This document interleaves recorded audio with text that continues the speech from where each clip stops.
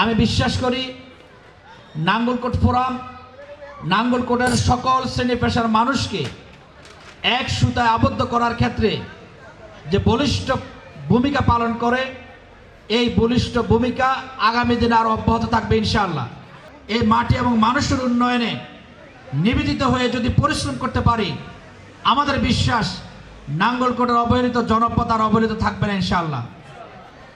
আমরা একটি সুন্দর জনপদের স্বপ্ন দেখি, আমরা একটি সমৃদ্ধ জনপদের স্বপ্ন দেখি। আমাদের সন্তান যারা এই ভূমিতে জন্মগ্রহণ করেছে তাদের জন্য একটি বাসযোগ্য, নিরাপদ, বসবাসযোগ্য জনপদের স্বপ্ন দেখি। সেই স্বপ্ন বিনির্মাণে সকলে কাঁধে কাঁধ মিলিয়ে যদি আমরা কাজ করতে পারি, আমাদের নাঙ্গলকোট এগিয়ে যাবে ইনশাআল্লাহ।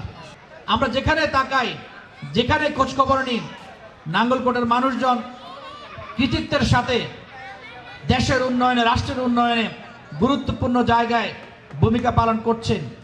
এটি নাঙ্গলকোটবাসীর জন্য আল্লাহর একান্ত মেহেরবানি। আমরা যদি নাঙ্গলকোটের শিক্ষার্থী যারা, তাদেরকে নিয়ে সুনির্দিষ্ট পরিকল্পনা করতে পারি, আমাদের বিশ্বাস আগামী দিনে বাংলাদেশের প্রতিটি সেক্টরে নাঙ্গলকোটের মানুষ নেতৃত্ব দেবে ইনশাআল্লাহ।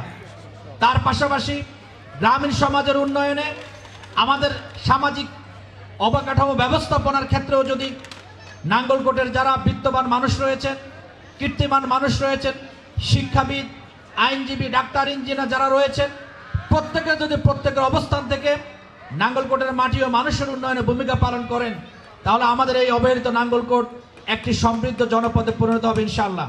আগামীর সমৃদ্ধ নাঙ্গলকোট গঠনে, আগামীর সমৃদ্ধ নাঙ্গলকোট লালমাই জনপদ তৈরি করার ক্ষেত্রে আল্লাহ রাব্বুল আলামিন যেন আমাকে খাদেম হিসেবে কবুল করেন, সকলে বলে আমিন। আপনাদের দোয়া, আপনাদের পরামর্শ, আপনাদের ভালোবাসা, এই সব কিছু হবে আমার আগামী দিনের পথ চলার পাথেও। আপনাদের সকলকে ধন্যবাদ জানিয়ে এবং নাঙ্গলকোট ফোরামের আমি গর্বিত সদস্য হিসেবে আমার পক্ষ থেকে সকল সদস্যবৃন্দ, শুভানুধ্যায়ী এবং আজকের উপস্থিত সকল ডেলিগেট বৃন্দকে অন্তরস্থল থেকে ধন্যবাদ জানিয়ে আমার কথা শেষ করছি। আসসালামু আলাইকুম ওয়া রাহমাতুল্লাহ।